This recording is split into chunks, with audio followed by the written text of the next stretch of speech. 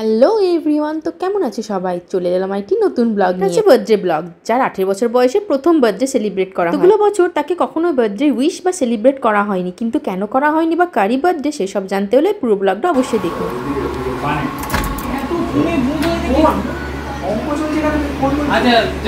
এই কি করছিস ভেতর? বাইরে বাইরে। তোমরা কে কারার নাম তো জানি না। আর লাইট জ্বালা।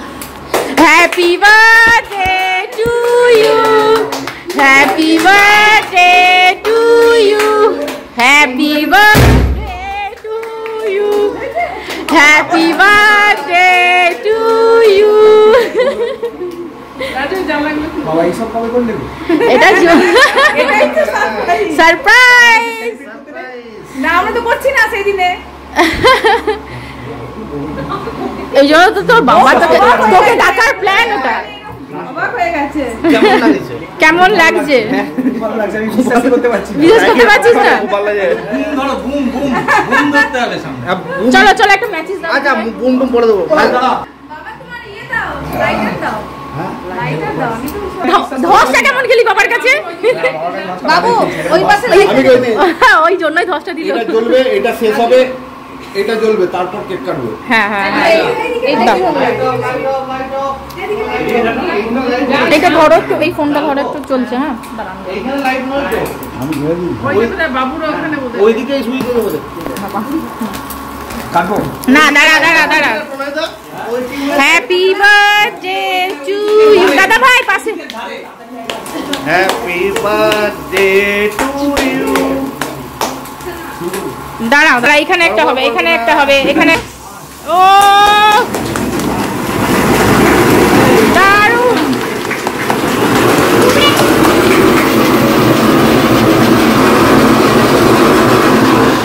দারুণ। এই সমস্ত কিছু তোমার জন্য।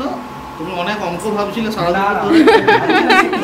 তোমার একটু রিল্যাক্স দিতে হবে, খুব চাপে খুব পড়াশোনা করেছো। চলো এবারে কেক কাটা হোক। চলো এবারে তিন বন্ধু বন্ধু মা মা মা মা বাবা ধরে কাটো কাটো কাটো কাটো। দাদা ভাই দাদা ভাই দাদা ভাই।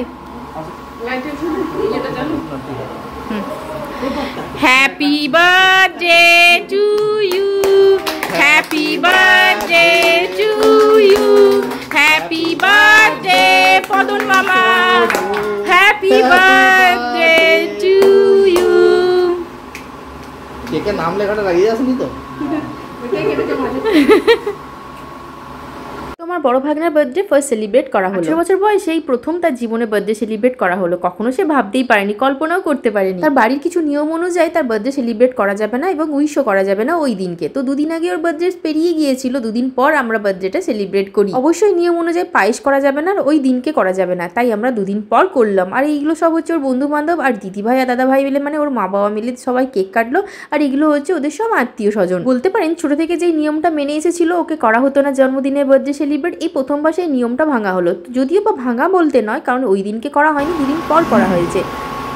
শুভ জন্মদিন, খুব বড় হও, ভালো থাকো। অনেক অঙ্ক কর। তাই নিয়মটা না ভেঙেই আমরা ওর বার্থডে সেলিব্রেট করলাম এই প্রথমবার। কারণ ওরও তো বড় হয়েছে, ওরও তো ইচ্ছে করে বন্ধু বান্ধবদের মতো যে ওরও একদিন বার্থডে সেলিব্রেট হবে বা ওর কেক কাটবে। তো সেটাই ওর মুখে জাস্ট হাসি দেখার জন্য, খুশি দেওয়ার জন্য আমরা এই সেলিব্রেটটা করলাম। সোনুকে সোনুকে পুরো ভূত করো, ভালো করে ভূত করো, ভালো করে পুরো মাথা পুরো মাথা। বাড়িতে ছিল কাজঘর, তাই প্রচুর রিলেটিভস এসেছিল, তোর বন্ধু বান্ধবরা এসেছিল। সবার মাঝখানে ওর বার্থডেটা খুব সুন্দরভাবে সেলিব্রেট করা হলো। ও তো ভীষণ খুশি, দেখেই অবাক। প্রথমেই দাদা ভাইকে দিয়ে ওকে ধমক দেওয়া করিয়েছি, মানে একটু বকাঝকা করিয়েছি, যেটা ভিডিওটার প্রথমেই দেখেছেন। ওর বাবা ওকে বকাঝকা করছিল, কারণ ওকে একটু ভয় দেখানোর চেষ্টা করছিলাম যাতে সারপ্রাইজটা আরো ভালোভাবে হয়। অ্যাকচুয়ালি ও জানে যে ওর জন্মদিন কিন্তু কেউ ওকে উইশও করবে না, সেলিব্রেটও হবে না, তাই ও একদমই ভাবতে পারেনি যে এরকম একটা কিছু ঘটনা ঘটতে চলেছে ওর জন্য। ওর জন্মদিনে ও যতটা আনন্দ পাচ্ছিল, ওর মা বাবাও ততটাই আনন্দ পাচ্ছিল, কারণ ছেলের জন্মদিন এত বছর ধরে সেলিব্রেট করতে পারিনি, উইশও করতে পারিনি। মা বাবা হয়ে ছেলের জন্মদিন না করতে পারলে কেমন কষ্টটা হয় বলুন। এত বছর পর যখন ছেলের জন্মদিন সেলিব্রেট করলো, আনন্দে তো আত্মহারা সবাই, প্রত্যেকে। কিছু কিছু নিয়ম থাকে যেগুলো আমাদেরকে মেনে চলতে হয় ইচ্ছে না থাকলেও, আর কিছু কিছু নিয়ম থাকে যেগুলো ভাঙতে আমাদের ভীষণ ভয় লাগে। কিন্তু কিছু কিছু নিয়ম যেগুলো আনন্দ খুশিটাকে আটকে রাখে, সেই নিয়ম ভেঙে দেওয়াই ভালো, তাই না? একবার যদি ভেঙে দেওয়া যায় তাহলে সেই আনন্দটা দ্বিগুণ হয়ে যায়। আগামী প্রত্যেক বছর জন্মদিনটা ওর খুব খুশি আনন্দের সাথে এভাবেই সেলিব্রেট